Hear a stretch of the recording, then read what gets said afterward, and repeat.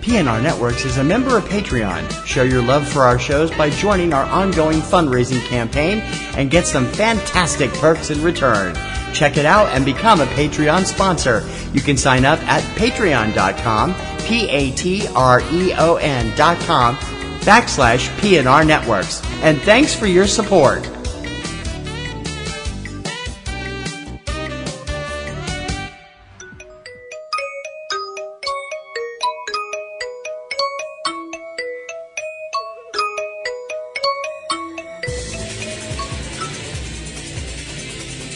She just goes a little mad sometimes. Do you ever feel like you're normal and the rest of the world has lost its collective mind? Put your helmet on. We'll be reaching speeds of 3. Do you find people saying this to you a lot? Are you totally deranged? Are you looking for a looking glass to pass through? I find your lack of faith disturbing.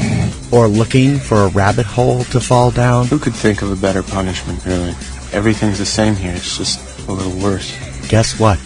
Life's a bitch. Now so am I. You've found it.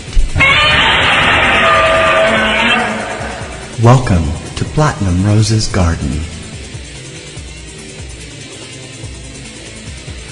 Hello, my darlings. This is Platinum Rose Lady welcoming you to Platinum Rose's Garden on Sunday, February 3rd, 2019. I'm sorry I was away last week, real life and all that and other things that I'm sure you don't want to hear about. Obviously, the most important thing to talk about is the fact that we have a season 15. Raise your glasses and kick some asses. Supernatural has been renewed for another season. So we have a season 15 coming, which is obviously incredibly exciting. I'm so hyped and pumped and thrilled. I'm so happy for our favorite bunch of demon killers and our favorite angels and everybody else in between. I'm so excited for them. I'm so happy they still want to come back and, you know, keep being these entertaining characters and thrilling us with all these great stories. So congratulations to the cast and crew of Supernatural for a season 15. I'm so psyched for you guys. Obviously, something else we have to talk about that's a very big part of the Supernatural family is the fact that Jared Padalecki and his beautiful wife, Genevieve, have announced and made official on her Facebook, I believe, that they are going to be running in the Boston Marathon, which is held here in Boston. Well, it starts in another city, but, you know, ends up in Boston. In April of 2019, they are going to be part of Team Dream Big. Dream Big is an organization that provides for low-income girls to be more involved in sports and physical activity and having a positive body image and stuff like that, which we all definitely need. And you can also support them by going to their CrowdRise page over at crowdrise.com. You can look it up over there and definitely donate if you have the fundage to do so. So obviously that is a great thing. And much love to Jared and Genevieve for deciding to do this, because running the Boston Marathon, good grief, you have to be a brave person to do that. Simply because it is long. It is a long run, or quick jog, or however you decide to do it. Part of the Boston Marathon is going up something called Heartbreak Hill, which I have never done because I am not a masochist and because I don't run unless something's chasing me. And it would have to be a very big something for me to run. But best of luck to both of them. I wish them nothing but success and greatness, and it will be lovely to have them in Boston again. Jared, if I haven't mentioned it before, yeah, you know that person from the 2011 con, Jared? You know, the whole question about the worst outfit? Yeah, that was me. Hello, world. In case you didn't know, that was me. That asked the question and gave the response that sort of, I wouldn't say it got me in trouble, but it was definitely one of those moments where 90% of my brain went, what did you just say? And the other 10% of my brain said, we're getting a hug from Jared Padalecki. Shut up! So, moving forward, we're over here now. Pew! Obviously, since today is the 3rd of February, it is the Super Bowl, the NFL Super Bowl, which is this big thing because there's some local guys involved. No, I joke. Obviously, the New England Patriots are going to be playing the Los Angeles Rams. By the time you listen to this podcast, the game might be over. I would like to wish nothing but success to the Patriots. Good luck. Hope it's an injury-free game. Don't want anybody to get hurt. And, best of luck to them and hope they win because everybody around here is going to be freaking impossible to be around if they don't. So, that having been said, let's get to the part you actually came for, this week's doubleheader of Supernatural episode recaps.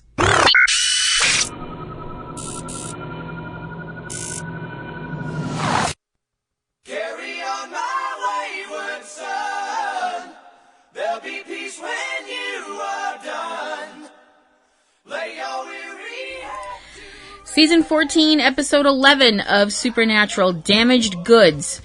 The Then is dealing with Nick, the man who was the vessel for Lucifer for so long, and the things that Nick has been through since Lucifer was killed, and somehow Nick didn't die as well, and finding out about what happened to him, why he said yes to Lucifer, which we already knew about, but the fact that Nick's been trying to find this demon named Abraxas who murdered his wife and child, and his bloody quest to find out why. Also, in this episode, in the then part of the episode, we are dealing with the fact that Dean did find a way to trap Michael inside his own mind, so Michael couldn't continue to, with his reign of terror on this earth, the alternate universe Michael. But we know that that's a precarious hold at best. And we get to now, and we see that, we see a woman tied to a chair, whom we quickly realize is not a woman. It turns out she is a demon, possessing a woman, that, Nick is interrogating.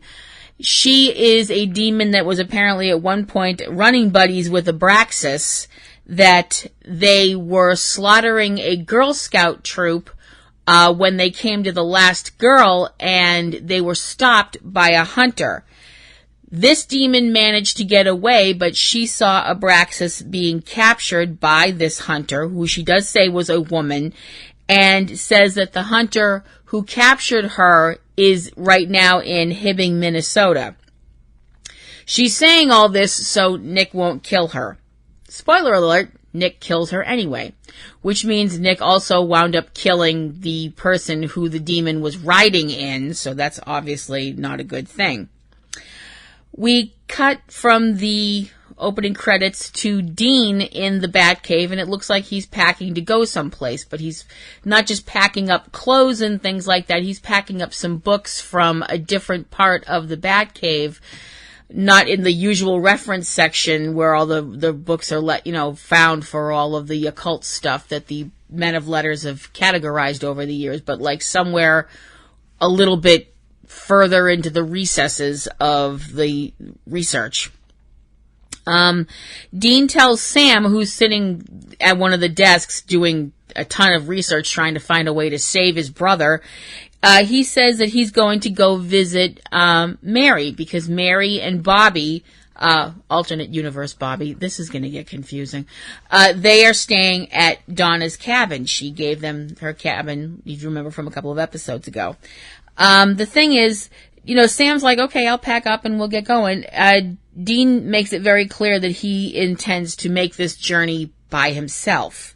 He wants some time with him and his mom, is what he says. And I'm like, oh, I also can feel there's more to it than that, but still, oh. And Sam, has to accept that answer, so. The thing is, before Dean leaves, he walks up behind Sam and gives him a hug. I mean, it's a very nice hug. And also calls him Sammy before he leaves. Okay, this is the first time in the episode I almost started stress vomiting, because while seeing Dean give Sam a hug was nice, and hearing him call Sam Sammy was nice. I'm also sitting there going, oh, sweet Caroline, this is one of those goodbye hugs. I'm never going to see you again hugs, isn't it? Isn't it? Don't lie to me. Not even 15 minutes into the episode and I'm already panicking. This is really going to work. I picked the wrong week to quit drinking. No, I'm kidding. I didn't quit. No, that's a joke too. That's a joke too. Anyway, going forward. Sam, needless to say, is worried about this. This is very un-Dean behavior. So he calls his mom, and it turns out that, Mary's actually alone in the cabin. Bobby still dealing with the things that he saw from a couple of episodes prior where he was reliving the death of his son. Bobby needed some alone time, so he left and she's in the cabin by herself. And she's fine with that. And the thing is, Sam brings up to her that, he hugged me before he left, talking about Dean. And at first she's like, that's sweet, but he's like, we don't hug unless it's the end of the world. And we know that, How many times have we seen that? I really shouldn't laugh because that's not the slightest bit funny. But, Sam's like, Sam also brings up the books that Dean brought along with him. And the next thing we see is Dean having lunch with Donna Hanscom at a roadside place where Dean's obviously very much enjoying the burger that he's eating, or at least acting like he is. I'd like to think he really is enjoying it. Give me this one moment of kindness, please, universe. And Dean and Donna are talking, and Dean's kind of tap dancing all around when Donna keeps asking him how he is. He won't answer it, really. He's asking her how she is, is she doing okay, and all this stuff like that, about the fact that she's checking in with Jody and with the girls that Jody is taking into her home. And that was, and all this stuff about how, like, Alex, the one kid that didn't want to hunt, took out some velada by herself, which is, I was like, hey, there you go.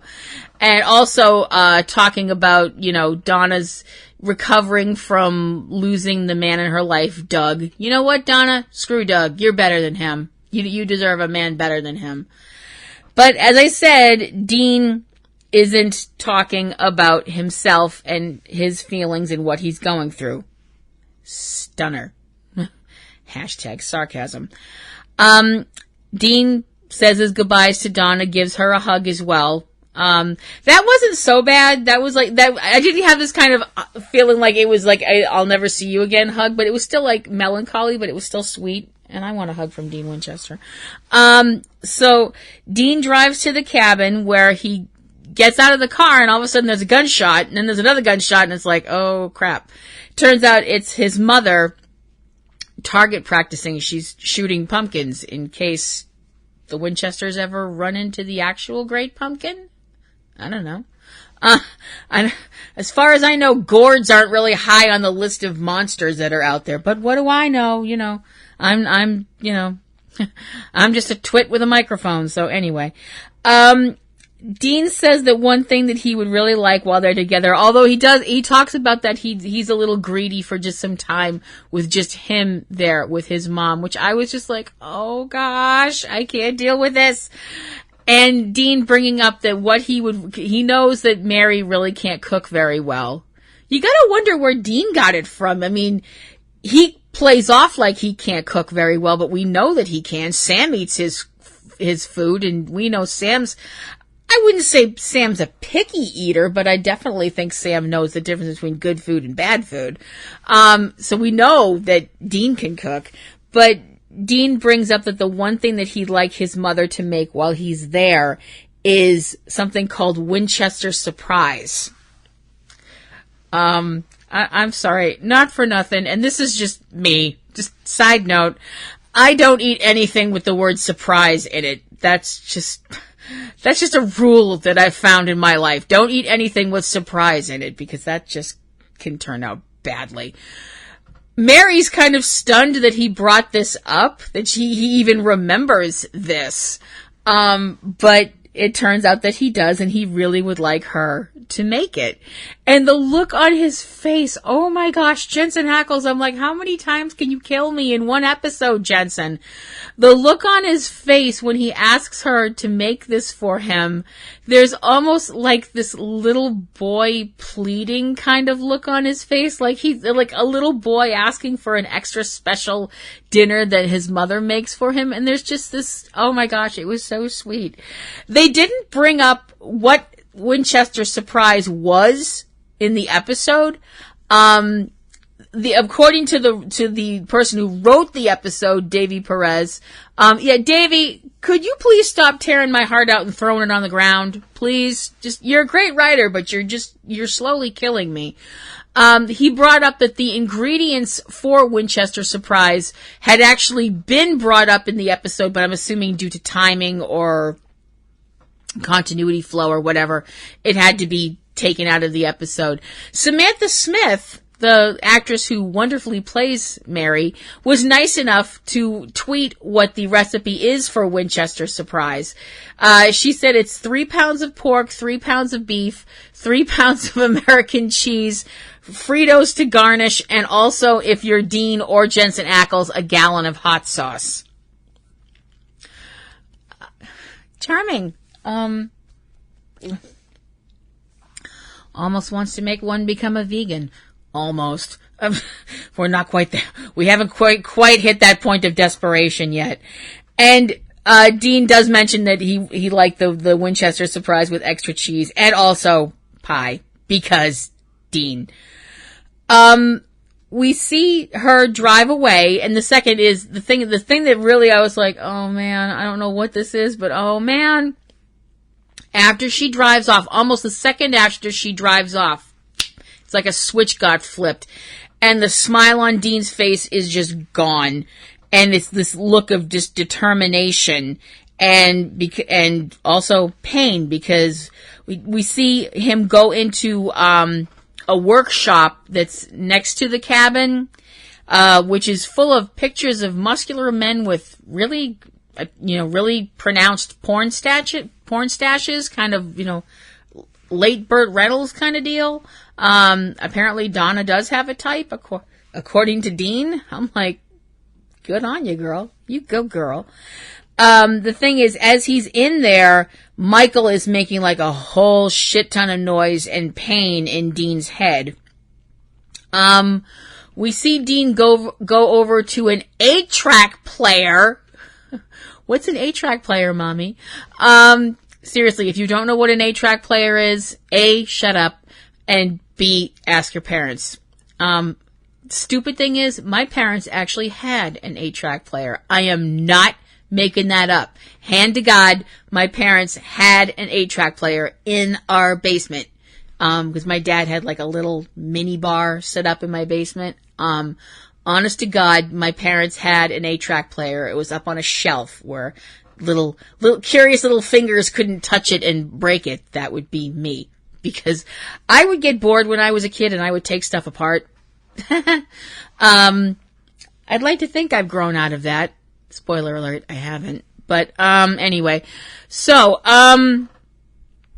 we see Dean put a 8-track cassette in the player, and he starts building something, we're not entirely sure what it is, as No Time by the Guess Who is playing in the background, which I'm like, I was like, great use of song, but I don't like where this is going at all. We see Mary at a local store, and she's getting some help putting her groceries in the back of the trunk. This young man that works in the store, his name is Joe, offers to help her out. And he seems like a very nice young man. And he's like joking with her and saying how he never sees her get all this food. Usually she just gets crossword puzzles, pumpkins, and liquor. I'm not touching that. You see some stuff when you work in a grocery store or any kind of a store, really. Anybody out there who's worked in retail, you see some stuff. And she kind of laughs it off with him and, drives away. Thing is, after we see, we don't know how long it is afterwards, but we see, Joe out in the parking lot, doing the whole pushing the shopping carts around thing. This guy pulls up in a van and says that he is a friend of Mary Winchester's and where is she staying? The guy is Nick. And Joe fakes out like he doesn't know who Mary is, and Nick leaves in a rather snarky huff, and after he drives off, we see Joe on the phone, and, you can probably tell that he's calling Mary. What a nice guy Joe is. I hope we see Joe again. I like Joe. He was nice. We see Nick getting pulled over as he's driving at night, and I'm going, please let it be Donna, please let it be Donna, please let it be Donna. And yes, it was Donna. I was like, yay, it's not some cop that doesn't know what they're doing, so Nick won't hurt them. Nick manages to get himself handcuffed by Donna, because the van, surprise, is stolen. And so she handcuffs him, has him up against the van. She's trying to get him to give his name. He won't. So she's got one of those doodad things that I've seen them on NCIS. I didn't know they actually issued them to regular cops. I was like, damn.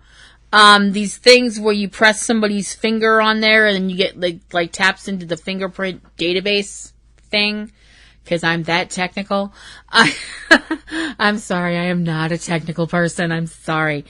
But they, do the whole scanny thing and do the whole searching the database thing. And the problem is that while this is going on, she turns her back to him and Nick winds up attacking her and they get in a physical altercation. And while for a moment or two she gets the upper hand, Nick manages to grab her taser and tases her into unconsciousness. I'm just glad he tased her it looked like he tased her in the stomach. I'm like, well, I mean, that's not obviously a good thing, but it's definitely better than if he tased her in the chest or in the head or something like that. So there's that. We come back to Mary, who comes back to the cabin to find the table set for dinner and Dean offering to help cook. He says that he's not a good cook either and all this stuff like that. And I'm sitting there going, Dean, please don't run yourself down. You know you're a good cook. The thing is, she can tell that, something's not right here, Sam says that he's driving to, he calls Mary or Mary calls him, whichever. And Sam says that he's on his way because now he's noticed that Dean took some books with him that, they might explain what he's doing and what he's planning or what he's planning to do anyway. Mary says that Dean and she should have some time together. And Sam says, yeah, they should. And, the thing, of course, is as he's talking to her, yeah, they should have some time together and stuff like that. Sam puts his phone down. Sam's in the car already, driving to the cabin. Because of course he is. #IRoll. We see Dean and Mary sitting at the dinner table, and they're talking about Dean's telling them this story. He's telling her a story about when he and Sam were little, and from the sound of it, Sam stole? I don't know if stole or maybe bought and then got caught in the rain, whichever. Some bologna and some cheese, and how Dean attempted to make Winchester surprise with a hot plate that they had in the in their motel room. That didn't go over very well. And, she's listening to this story and she's got this really sweet smile on her face. And,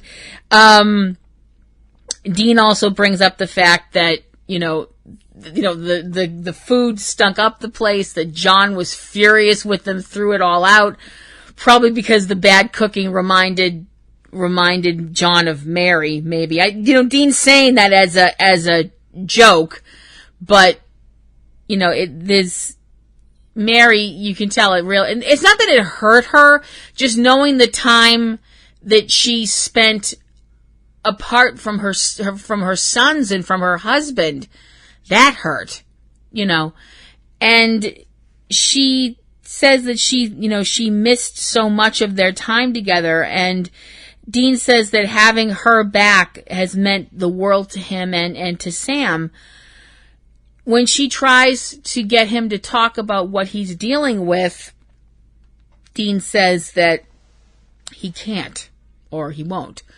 It's mostly just, he just doesn't, I understand where he's coming from though, because how else do you explain to someone else who doesn't have this happening to them, how else do you explain to them that you've got an archangel pounding in your head and wants out and wants to destroy the world once he gets out? How do you explain that to anybody else who hasn't been through that? And, the number of people who've been through that, you could count on one hand, and you're sitting across from him, Mary.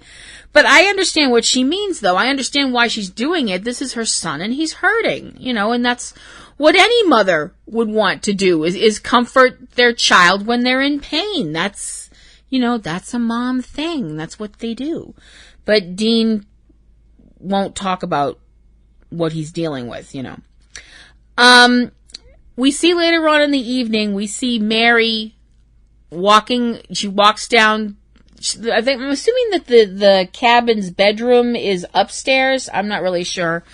But she walks by Dean, who's sleeping on the couch, and Dean snores. And it's just the cutest. It's just the cutest little snore. I'm sorry. Oh gosh, that sounds really weird. But, she goes outside to this work shed and finds whatever it is that Dean is working on. And we cut back to Donna, who wakes up. She's been just left in her car unconscious. And we see Mary looking at the books that Dean left open, and she's horrified by what she sees, by whatever this is. So we see Mary heading outside, back to we're assuming she's gonna, go back to the house or something, and she runs into Nick, who's just standing there in the dark grinning at her. Inside, her cell phone goes off, and Dean picks up the phone, and it's Donna telling them about this guy Nick and how he wants Mary. Dean heads outside, hears a noise, and almost shoots Sam, and Dean tells Sam that Mary's gone. As it turns out, Nick has kidnapped Mary and has her in his van, and explains, that he found her through, information from this demon, and that this demon was a partner with another demon named Abraxas, that he mentions the name of the final girl that was left from the Girl Scout troop that Abraxas and this other demon were in the process of murdering, and that he realizes Mary knows who that is, the name of the girl. And, Nick brings up that this other demon said that she had captured Abraxas, and that Abraxas is the demon that had murdered Nick's wife and infant son. Mary tells him that Abraxas is dead, that she had killed Abraxas, but Nick says that he knows that she's not telling the truth. And Mary tells him that no, she's not telling him the truth, that what she did do, she did capture Abraxas, and she placed him in something called an Enochian puzzle box. Okay. I've seen enough trailers for Hellraiser to know anything that has the word puzzle box in front of it. Run, Forrest, run! And Mary says that she'll take him to the box. Donna is with the guys, with the brothers, the Winchesters, and from her police officer, fellow police officers, they find, that they've been tracking Nick's van, and it turns out the van is at a storage facility in Grand Rapids, Michigan. So, Nick has Mary go into this storage room, and Nick is nearly shot by a booby trap that she had set up in the storage room, much like John had some in his as well, because you got to figure a hunter with a storage room, it's probably not full of non-dangerous shit. You know, it turns out it's not. You know, it's full of very dangerous stuff. Nick keeps opening a bunch of lockers because Mary won't tell him which is the right locker, and he finally finds the locker that has the puzzle box in it that has Abraxas in it. Now, Nick's run into another problem, and the problem is that the demon, while the demon is in the box, that's great. Now he has the box the demon is in, okay. But the problem is, in order for him to talk to the demon to find out the answers that he wants to know, the demon would need a host to speak through. And Nick's obviously not going to let the demon possess him, because that would be stupid. And Nick, you can tell for a second in Nick's eyes, he's thinking about having the demon possess Mary, and Mary's like, well, that's not happening, because she raises up her shirt and she has an anti-possession tattoo, so that's obviously not happening. Nick says that he's going to improvise or something to that effect, and I'm like, well, that can't be good for anybody. We see Sam and Dean driving to the location of the storage unit, and Dean's pretty much kind of berating Sam for the fact that Sam, you know, really tried to, Dean's saying that Sam kind of turned Nick into a project, that Nick wasn't a kicked puppy or something. He was a person that had Lucifer riding around in him for quite a long time, and, you know, that he had to have been tainted by that. But as Sam brings up rightly, if things had been a little bit different, if something else had been a little bit off, Lucifer would have been possessing Sam a lot sooner than he was. I mean, you know, Lucifer did possess Sam for a little while, unfortunately. But, you know, if things had been a little different, it might have happened a lot sooner. But Dean's whole thing is that Sam needs to learn to walk away from people who can't be saved. And it's very obvious that they're talking about Nick and his situation.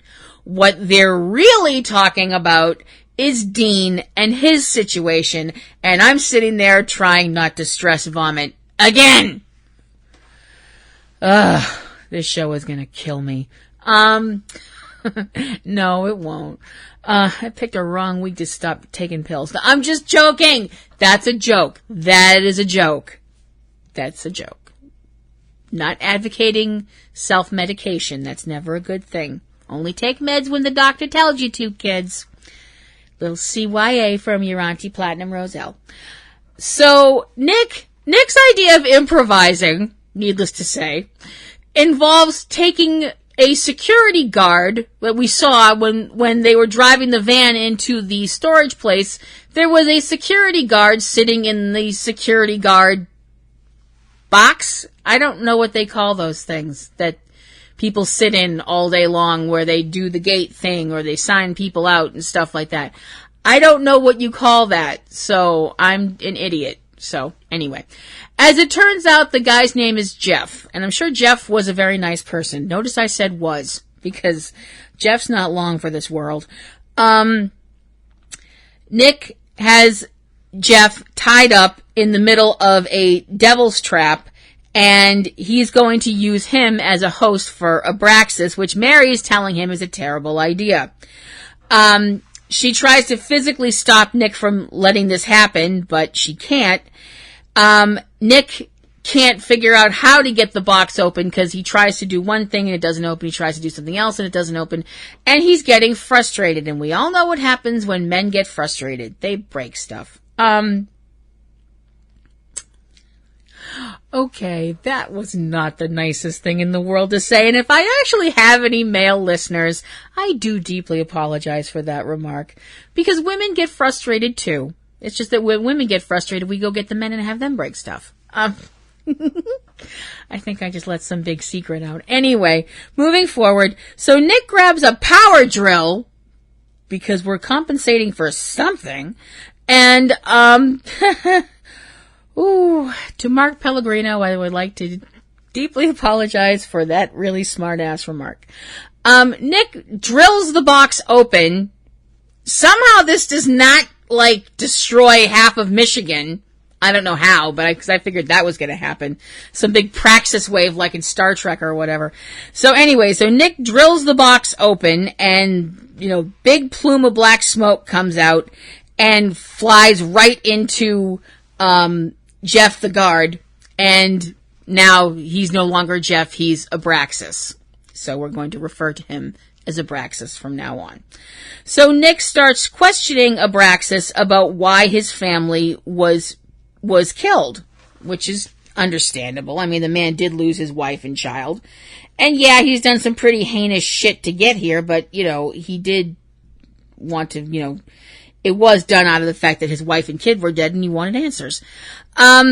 Abraxas tells Nick that he'll tell him why if Nick kills Mary, because Abraxas is still apparently pissed off about being kept in a box for decades. Understandable, I guess. I mean, and so Nick goes to obviously murder Mary, but all of a sudden a shot rings out. Sam and Dean to the rescue! Woohoo! Nick, who has really ratcheted up the list of stupid choices you can make in one day, decides to ratchet it up even further by taking the angel blade and carving out a line through the devil's trap. So the seal in the devil's trap is broken, which means now Abraxas can get up and move around. Guess what? Abraxas throws everybody up in the air and then drops them all on their faces. He tells Nick that he was chosen by Lucifer at random. That the whole thing of Nick's family being killed was done so that Lucifer could get someone so destroyed that he could, use his talented words to get into Nick's head and get Nick to say yes and be his vessel until Lucifer could get to his true vessel, Sam. That Abraxas tells Nick that it was just a question of randomness. His family wasn't targeted for any special reason. It was just random choice. Dean starts to try and say an exorcism, but Abraxas winds up throwing him against one of the shelves to stop it. And Nick grabs the angel blade, stabs Abraxas, and kills him. And also, while killing him, manages to kill Jeff the guard. So, that obviously sucks. Abraxas dies, but, it's not just a question of Abraxas dies, Nick drops the blade, and everybody hugs. Nick tries to get away and takes a swipe at Mary when she gets too close, and all of a sudden a shot rings out again, and it's Donna who shoots Nick in the leg, and then he gets punched in the face by Mary and punched out, and I'm like, you go girl! Mary is just awesome. I want to be like Mary when I grow up. So, when we come back, from commercial, we see Donna walking toward her police car, and she has Nick in handcuffs again, because, Nick's killed a bunch of people, so obviously that's not a good thing. And Sam walks over to him while Mary and Dean are talking, and he asks Nick why. Why did he do all these things? And Nick says that he needed to know what the truth was about why his wife and child died. And he needed revenge for their deaths, and he tells Sam that Sam would have done the same thing. Sam tells Nick that he's sorry that he couldn't help Nick, that he's sorry that he didn't know how to help Nick. Nick's response is that it wasn't about Sam, that it was never about Sam. And I'm like, Sam's not making it about himself, you asshole. He tells Sam that Sam couldn't fix him because he didn't want to be fixed. He says that he was never broken, and Sam's response is, yeah, Nick, you are. I don't feel sorry for you, Nick. I feel sorry for the people you hurt, the people you murdered, the people whose faces will haunt you every night for the rest of your life. You can burn. And I really hope that gave Sam the closure that he needed. Being able to look into Nick's face, into the face that he knew as Lucifer, and telling him that he can burn.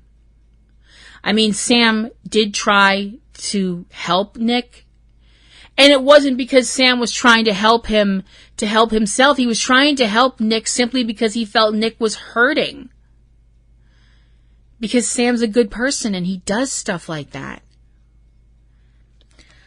Donna takes Nick into custody and, obviously to jail. We see Mary talking with Dean about the fact that she knows what Dean is building. She knows whatever it is that Dean is building, and that she is not happy about it at all. And that if she tells him, if he doesn't tell Sam what he's building, she will. And as it turns out, what Dean is building is something called a Malak box. Or Malak. I'm not quite sure how to pronounce it. As it turns out, it's a Semitic word. It means angel. So it's something called an angel box. Now, for everybody who was going, oh, this is bad, now all of a sudden it's gone into, oh gosh, this is as worse as it could possibly get. Because as it turns out, a Malak box, which is secured and warded, whatever is put in there can't get out of there. And that would be something like including an archangel. Dean plans to put himself and Michael into this box and have the box dropped into the Pacific Ocean, where he and Michael will be locked into this box forever. Because let's be honest, as Sam brings up, Michael could keep him alive forever. The two of them fighting for all eternity in a box at the bottom of the ocean. Now think about that for just a minute. Dean is talking about taking him, think of the smallest room you've ever been in. Close your eyes and think about that for a minute. Unless you're claustrophobic, then don't do it. Think of the smallest room you've ever been in. And think about the fact that you can't get out of that room. And think about the fact that you are in that room with someone who hates you.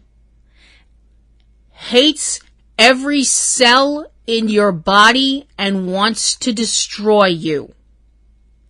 And you and that person are locked in that little tiny room for the rest of time. Okay, now everybody out there who just thought of that and has now completely freaked themselves out, I'm sorry if that happened. Take a deep breath. You're not locked in a room. Everything's fine. Give yourself a big hug. Hug a stuffed animal if you want to. Go grab some candy or some fruit or something. But seriously, think about that for a minute. Holy sweet, insert deity of your choice here. That is horrifying. And Dean Winchester wants to do this to himself to save everybody else.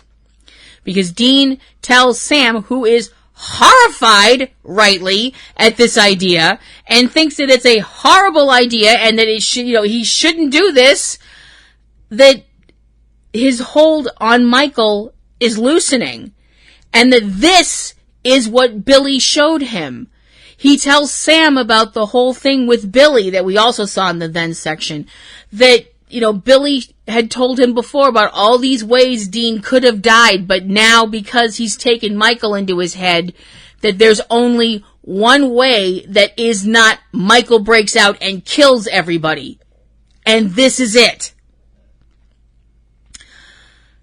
Dean says that the only person who could have talked him out of this whole thing was Sam. And that's the reason that he didn't tell Sam, is because Sam's the only one who could have told him, don't do this. Because he says that he's not going to get talked out of it. And he tells Sam that he can either, do it by himself, or that Sam can help him. But that he is going to do it. And Sam, who looks like his heart is completely shredded, says that he'll help. And the episode ends. I give Damaged Goods 4.5 bouquets out of 5. Incredible episode. Just gut-wrenching in some places. But for those of you who thought, oh my gosh, I don't know how this show could hurt me anymore, ha ha ha, guess what? That would lead us to episode 12 of season 14 of Supernatural, Profit and Loss. Profit and Loss begins with the then dealing with Donatello Redfield, the man who became a prophet with the death of the last prophet. And which was kind of awkward because he was an atheist. So that kind of the thing is, also, not only did he become a prophet, he also had his soul destroyed, eaten, by Amara, so he's been running around as a prophet with no soul. The other issue was that he was enspelled, let's go with that, by the Knight of Hell Asmodeus, and because he didn't have a soul, working on the demon tablet corrupted him, and he bashed Sam in the head at one point, and Castiel had to go into his head to get out a specific spell, but because of that, Donatello wound up brain dead. Now that was all back in season 13 was when he wound up brain dead, in season 13, episode 14, Good Intentions. We're also seeing in the then part of this show, we're seeing Nick and all the things that have happened with him. And Dean's plan to contain Michael, this whole thing about him locking himself and Michael into this box and throwing the box into the into the Pacific Ocean. I'm like, it's like, I can't. Okay, so it's like, I thought Infinity War couldn't crush me any further, and Supernatural went, oh really, that's cute. So now we get to now, and now is Dean in the Malak box, underwater, and he's panicking, as it sounds like there's all these kind of thudding noises and pressure and stuff like that. Now you have to understand, if he's at the bottom of the Pacific Ocean, I'm not sure where in the Pacific Ocean he's supposed to be at the bottom of. Is the Marianas Trench in the Pacific Ocean? Because that's like the deepest place on Earth or some junk. At least I think. Can you tell I paid absolutely no attention to this stuff in school? But he's like pounding on the box. His hands are getting bloody.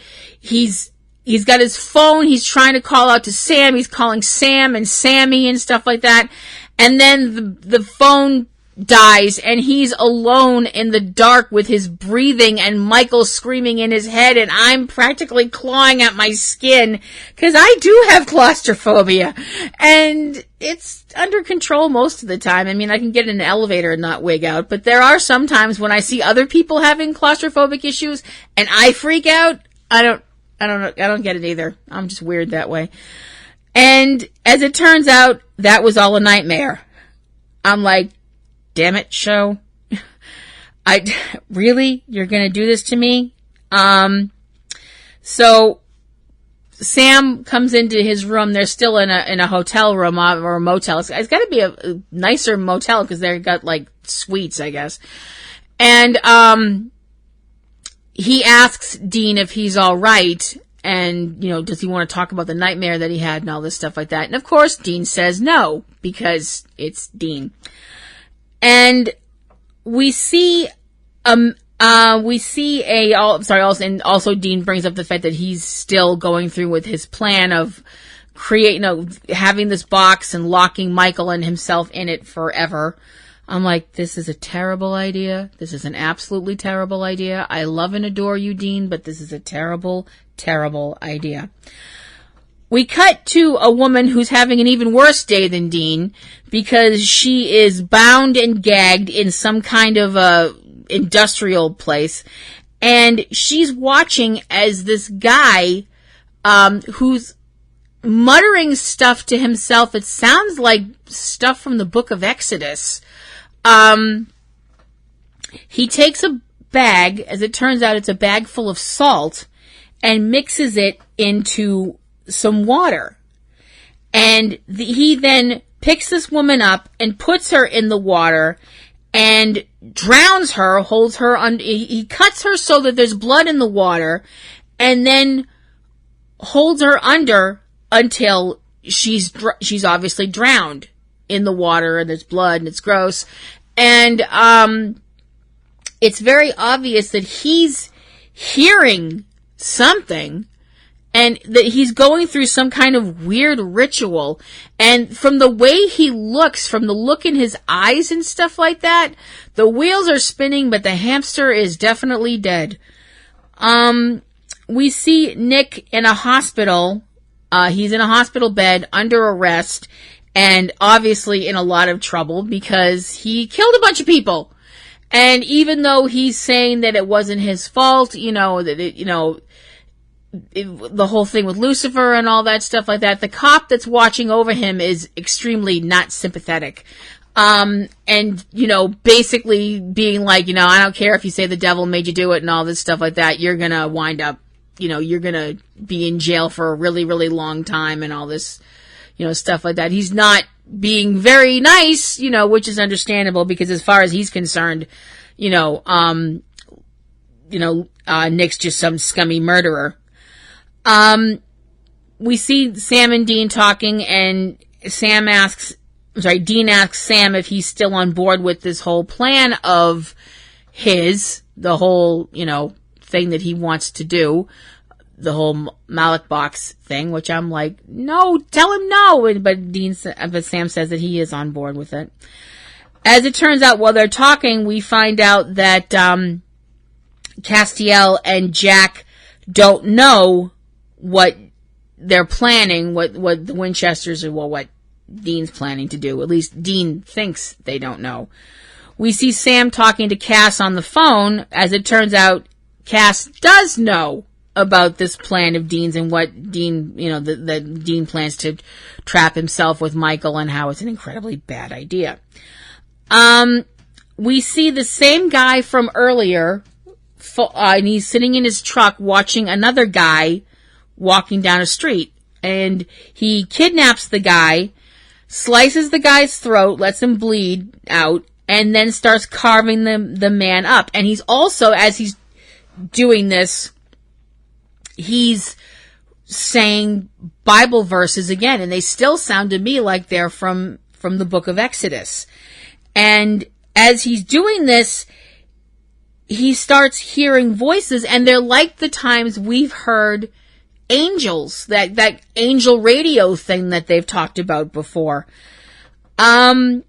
We see Dean, we see the Winchesters driving along in Baby. Dean's obviously driving, and Michael is pounding inside of his head and screaming to be let out of the trap that he's in. As they're driving, Dean brings up that he wasn't always the best brother to Sam, which Sam is like, what are you talking about? He brings up that, Dean almost raised him by himself, and he was just a child himself, because, John was always out looking for the creature that killed Mary and doing other hunts and stuff like that. Dean says that he knows that things were not always good between Sam and their father, and things weren't always good with Dean and his father. And he also brings up that sometimes that Dean, trying to keep the peace between Sam and John, he kind of took John's side more often than he took Sam's side, which we know at certain points in Sam's life, we know that was a source of resentment for Sam. You look back at an episode like Asylum, where, Sam wasn't in his right mind, but he was, talking about how Dean was daddy's little soldier, and, toy soldier and all that stuff like that. But Dean brings up that when he was away, like when he was, not there for Sam, it wasn't just because he got fed up and bailed on Sam, that sometimes their father would send Dean away when he really pissed John off. And he tells Sam that he thinks that Sam already knew that. Sam tells him that that's in the past. He just had to drop it and just kick it to the back of his head and not think about it. He also tells Dean that if they're going to get through this, no more of this kind of, we have to put a break on the whole deathbed apologies kind of thing. None of the whole, I wasn't right to you at this point and that point and stuff like that, and I'm sorry. For right now, they need to just focus on now, not later. We see Nick still in the hospital, and he is talking out loud, and he's talking to Lucifer, asking Lucifer where he is, asking Lucifer to come back into his life. And I'm like, what? It's like, there are just some people that, seriously, your jaw just drops open and it just stays there. The cop comes back in again and starts, giving Nick the business. And Nick says that he has to, use the bathroom. The cop puts the bedpan on his lap very unsympathetically, again. And Nick's all like, give me a break and all this stuff like that. The cop, out of a moment of kindness or weakness, depending on your point of view, I suppose, uncuffs Nick. Nick proceeds to attack him and beat him quite severely. I don't believe he killed him, but he definitely messed him up, and Nick winds up escaping the hospital. As they're driving, Sam's looking through his pad, and he says that he's found a case. And Dean's reaction to that is, Winchester's and, one more case and all this stuff like that. I'm like, damn it, Dean, could you please just stop it? And the look on Sam's face is pretty much saying the same thing. It turns out it's the things that we saw earlier. These two murders where both of the people had, the woman was drowned in a container of salt water and her own blood. And the man's throat was slit. And as the police report says, which I'm not entirely sure how Sam has access to that. I mean, Sam might be a better hacker than I thought. I don't know, unless you can just get that stuff online. I don't know. And the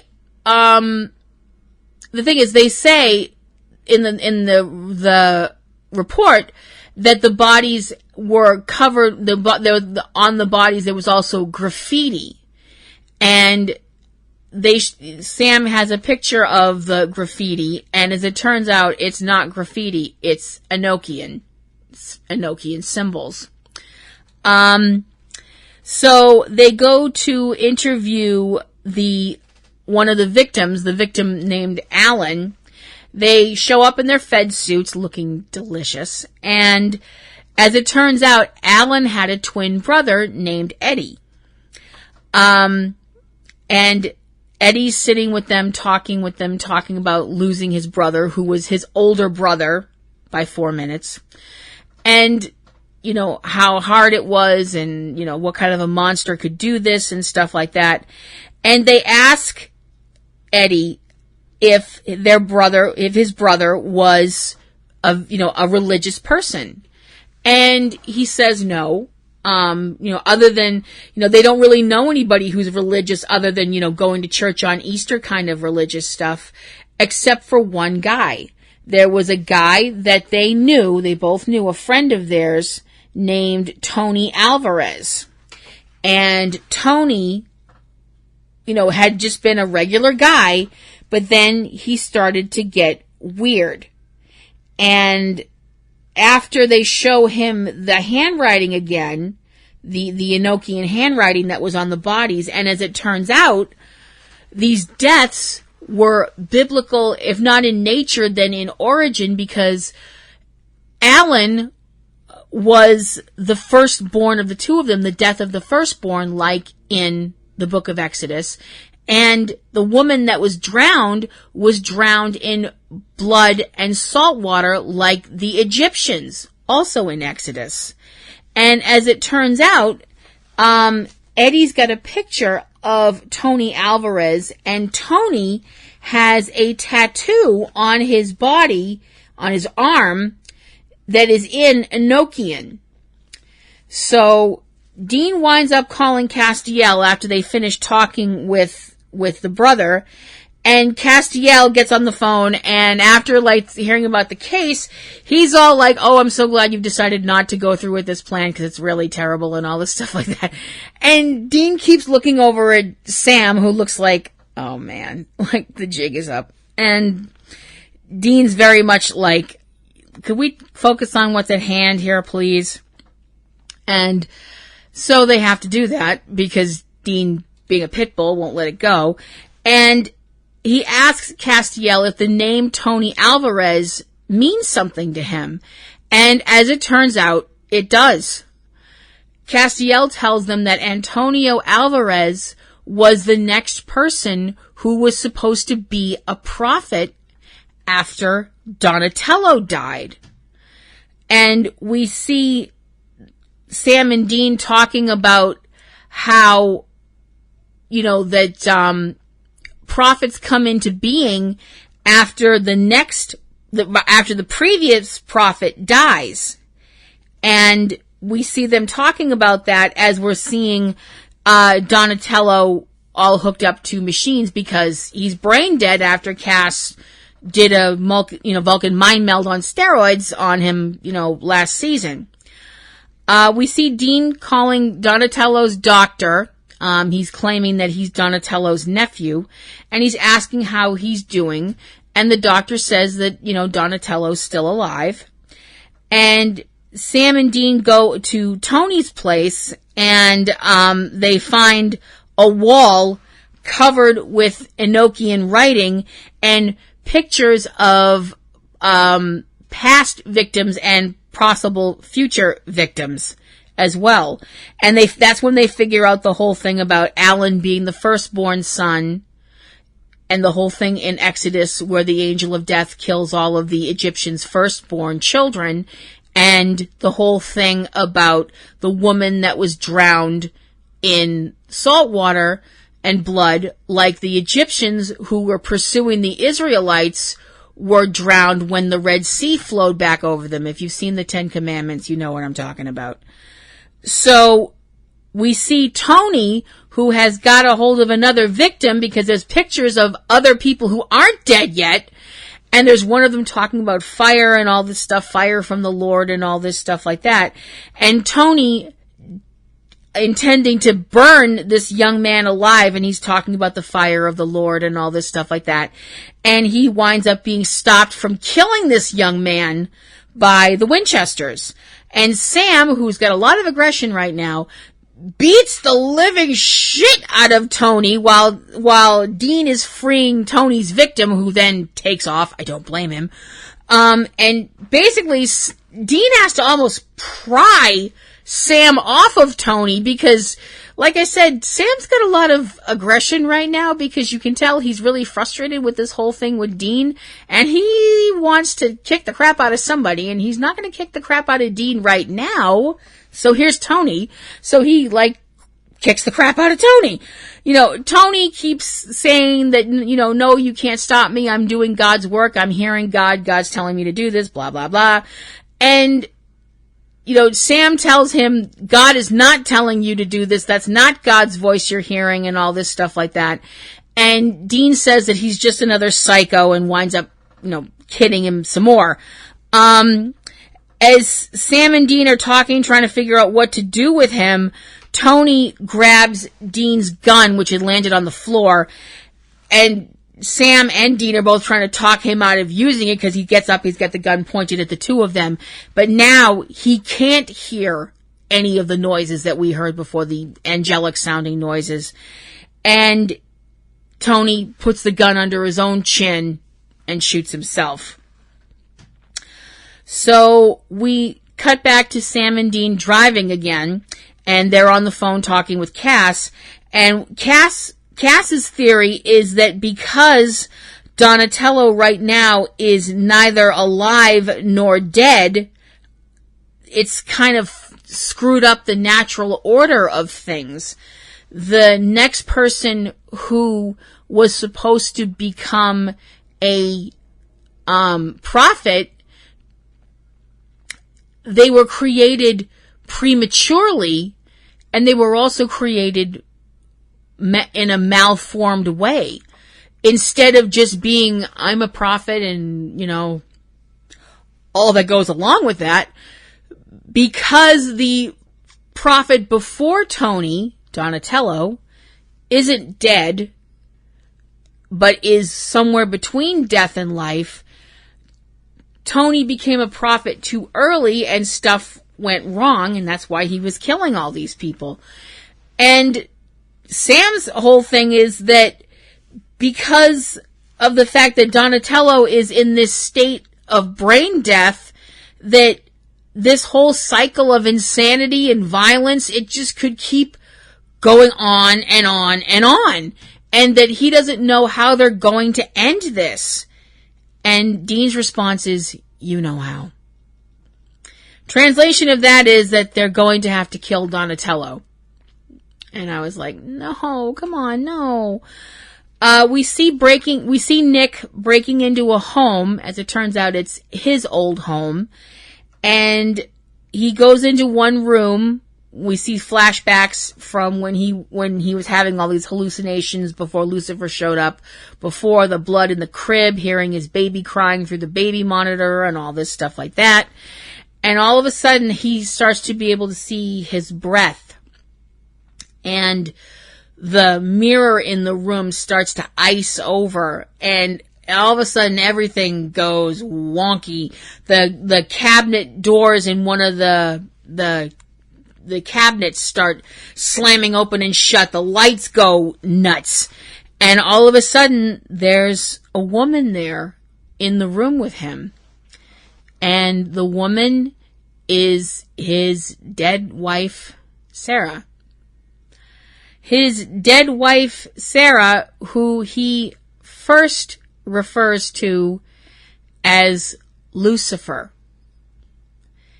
And she looks really upset, and says, no, I'm your wife. And I'm like, that has to be one of the most awkward moments I have ever seen in my entire life. Oh my gosh. Because as we all remember, back in season 5, the first episode of season 5, Sympathy for the Devil, Lucifer took Sarah's form to talk to Nick and to convince Nick to let him become, let Lucifer possess him. Because he was saying how, he was honest. We said he wasn't Sarah, he was Lucifer. That, God let your wife and child die, and I'm gonna track God down and get answers and all this stuff like that. So, but this isn't Lucifer. This is really Sarah's ghost, which makes sense that she'd be a ghost because she died a violent death. Sarah says she's been trapped in the house ever since then. I'm also like, doesn't that mean the baby's trapped in the house too? I don't want to see the baby ghost. I'm just asking. Because of the fact that her, she was murdered, their son was murdered, and because of that, she's trapped in the house as a ghost. Nick says that his whole thing is that she shouldn't still be trapped in the house because the demon that killed her is dead. The demon that killed her and her son is dead. He killed Abraxas. So, why can't she move on? And she tells him that her unfinished business isn't just the fact that she was killed. It's also the fact that she was there the night that he said yes, wearing her face. That he chose Lucifer. That he wanted Lucifer then, and he still wants Lucifer now. And that the reason that he came back to their house isn't to find the peace that he's telling part of himself that he wants. It's to try and find Lucifer again and join with him again. When Nick disagrees, she says that he can show that there is a way to show that she's not right. That if he rejects Lucifer right this second, she can move on. She can, go to wherever she's destined to go. She can leave the house and have peace finally. And she begs him to reject Lucifer. And he says that he can't.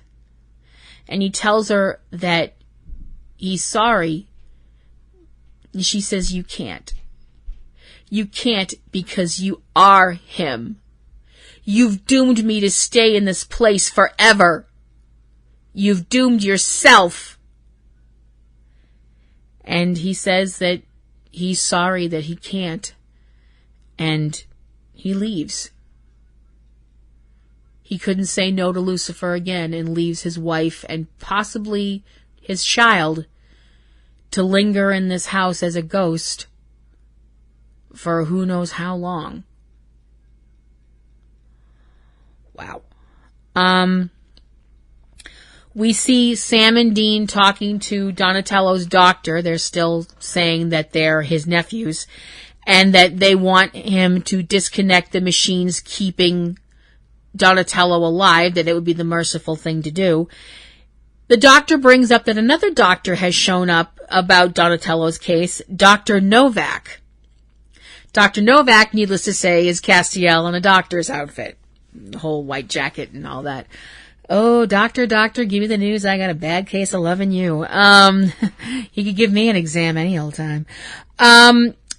Castiel, talking with Dean before they go into Donatello's room, tells Dean that this plan of his is a bad plan.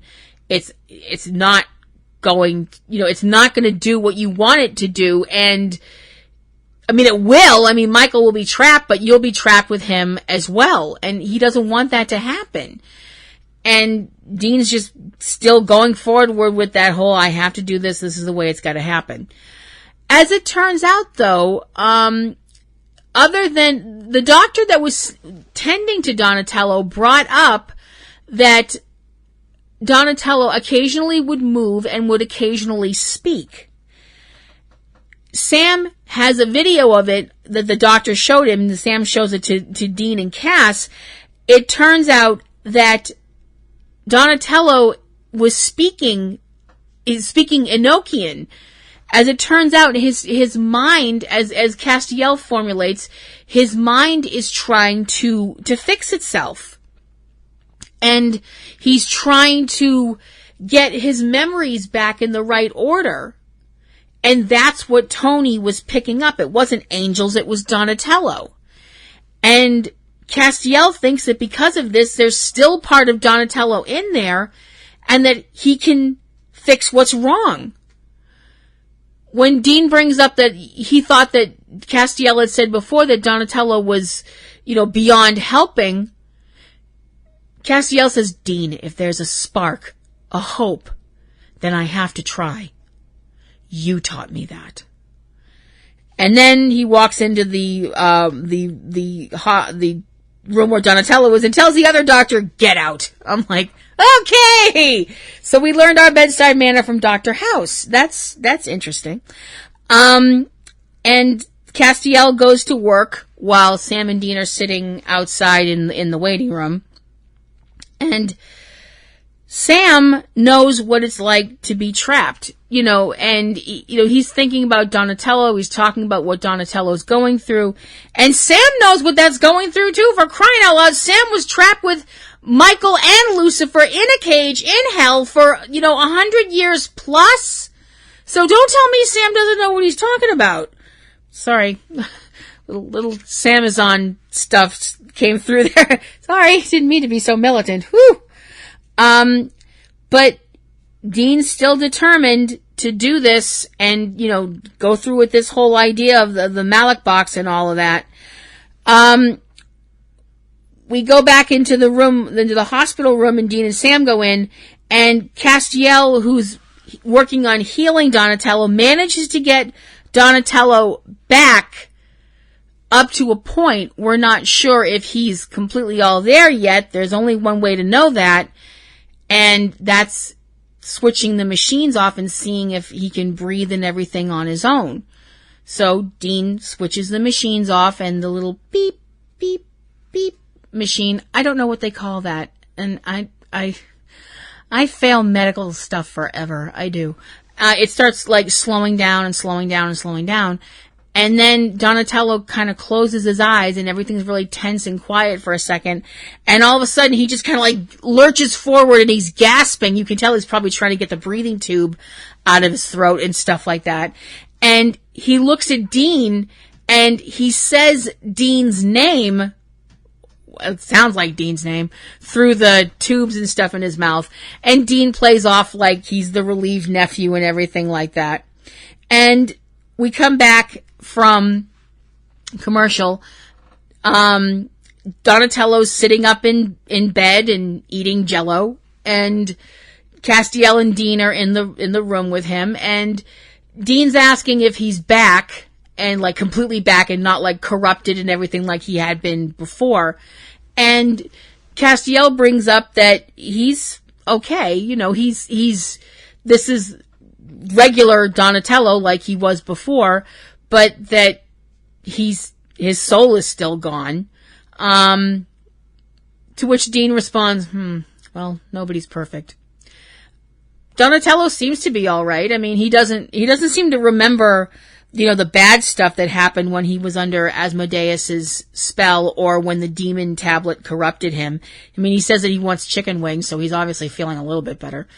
I see, that's one thing. I wish God would come back. I wish God would come back long enough to give him a new soul. I mean, God could do that, right? I mean, he's God. He could make a new soul and just go boop and just put it back in him, and everything would be okay, right? I mean, Donatello seems like a really nice guy. I hope we see him some more. we see Dean leave and go back out to the car, and Castiel stays in with Donatello, probably to explain what's going on. Sam's outside, drinking. I'm like, well, this isn't a good sign. Because we all know that, I mean, Dean can be like, you always were a happy drunk and all this stuff like that. I have never seen any sign that Sam is a happy drunk for very long. I mean, he giggled a little bit during the whole thing in Playthings where he was drunk and stuff like that. And it was a giggle. I don't care. Men giggle. I don't care. Any man out there can fight me about this, but it's true. But then he got into the whole, promise me you'll kill me if I turn bad stuff. So we know that sometimes when Sam drinks, Sam can get moody, and he is definitely not happy with Dean going forward with this. And I think Sam is also more than a little bit buzzed. I wouldn't say he's drunk yet, but I'd say he's on his way. And that the liquor's really loosened up his mouth because he's saying to Sam's saying to Dean, that is he sorry that he had to keep, that he had to fight to keep Donatello from dying. But when it comes to Dean throwing his life away, he's willing to just do it. That after all the time that Sam looked up to him, after all the things he learned from him, after all the times he basically tried to copy his brother because he respected him so much, that it doesn't mean anything. When Dean asks him, who's saying that? Sam responds with, you are. When you tell me I have to kill you. When you're telling me I have to throw everything, or when you're telling me I have to throw away everything we stand for, throw away faith, throw away family. We're the guys that save the world. We don't just check out of it. And this continues on for a few more minutes, and, with basically Sam just breaks down finally and just hauls off and slugs Dean in the face. And the second after he hits him, he takes him in this big hug. And I'm like, please don't cry. Please don't cry. Please don't cry. If you start crying, I will start crying. And I won't be able to stop until I throw up. And Sam's finally he's like, I believe in us, Dean. I believe in us. Why don't you believe in us too? And I'm like, that's it. I'm done. Check, please. I'm dead. And Dean says, okay, Sam, let's go home. And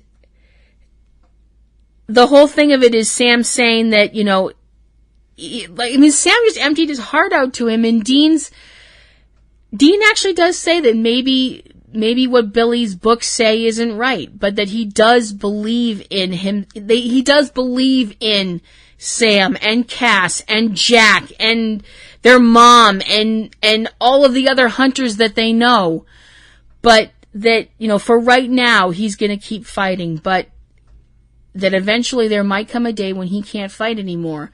And then when that day comes, that he makes Sam and Cass promise that when that day comes, that they'll let Dean go. And that they'll put Dean in that box and drop him into the ocean, if for no other reason than to just save the world. I mean, the only reason there really is to do something like that, to save the world. And we don't see Sam and Cass agree, but we know that they do. And Castiel gets in the back seat. Sam gets in the passenger seat because Sam ain't driving, because I think he's a little hammered. And Dean starts the car and the lights flare up and the opening credits come over the white light.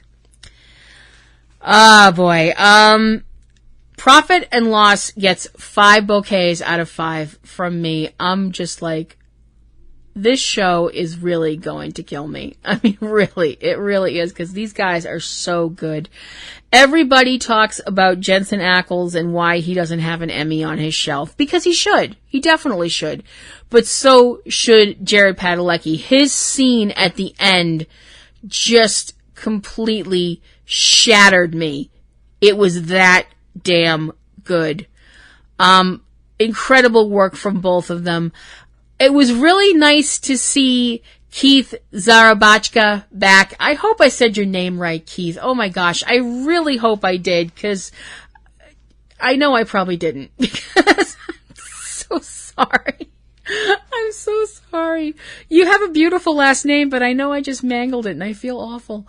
I've loved Keith since I first saw him. The first thing I remember seeing him in was The Dark Knight.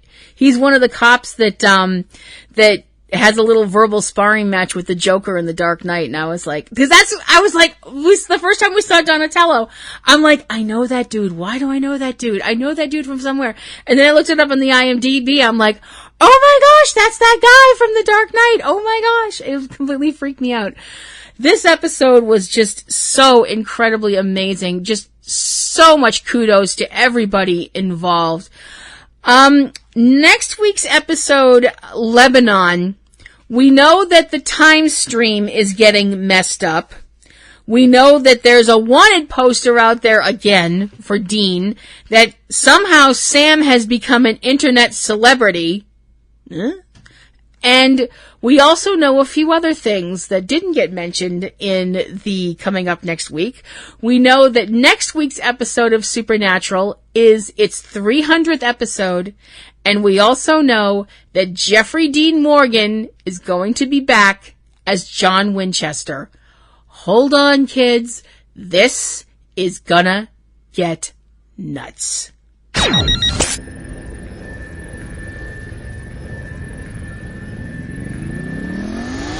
Well, that, cats and kittens, wraps up another episode of Platinum Rose's Garden. I hope you enjoyed it.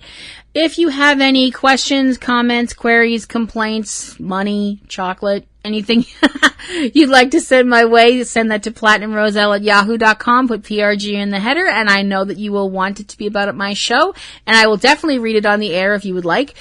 Please make sure you like, share, and subscribe all of the shows that are part of our little island of misfit toys here. If you'd like to follow me on Twitter, you can do that at platinumroselle@twitter.com. If you'd like to check out my works of fiction, you can go to fanfiction.net and look for me in the author search under Platinum Rose Lady. We have a bunch of other shows that are part of our little family, including Subject Cinema, which is our movie podcast that me and my sweetie TC have been doing for over 10 years. Holy cow. I have another couple of solo shows that I do as well, including Ring Around the Rosie, which is my wrestling podcast. And I also have another new show called Kaiju Corner, which is only available on Patreon, so you have to go be a Patreon supporter to listen to that. That is my talk about being a kaiju fan, or a fan of Japanese monster movies from a very young age, and talking about kaiju also from all over the world. That'll come up later in later episodes. There are other shows, as I mentioned, that are part of our little group, including Front Row 5 and 10, which is our list show. And if you'd like to send us list suggestions, you can send those to me as well at platinumroselle@yahoo.com. We also have, TC has some solo shows as well, including Catastrophe Vortex, because he is a disaster movie junkie and knows all about those kind of movies. And he has 3 Minute Weekend and Tuesday Digidex, which are his shows where he talks about the movies that are coming out to the theaters, coming out to Redbox, coming out on demand, all that fun stuff, so you know where to spend your coinage. There's also Cavebabble with Eric and Valerie, who are some awesome, sweet people that you can go listen to their podcast. And there's Aunt B's Nerd Grotto with Anthony Lamberti over on YouTube. He's a fun person that knows a lot about toys and comics and stuff, and you can check him out there. If you are of a more creative bent, and who isn't, you can, we have some works online you can listen to as well. Manhattan Hammerdown, As It Happened, is an original podcast that we did where we're looking at what happened in and around New York the night something very big and pissed off came out of New York Harbor. It was done in conjunction with the 10-year anniversary of the J.J. Abrams monster movie Cloverfield. And we also have our own unique spin on the H.G. Wells classic, The War of the Worlds, which we released last Halloween. I hope you guys will check that out as well. So, until next time, this is Platinum Rose Lady riding off into the sunset, reminding you to love the ones you hug the ones you love, and take some time to stop and smell the roses. I'll see you around. Bye!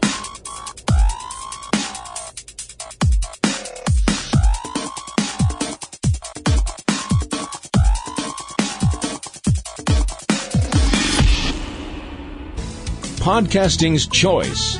From coast to coast, continent to continent, right here 24/7. PNR.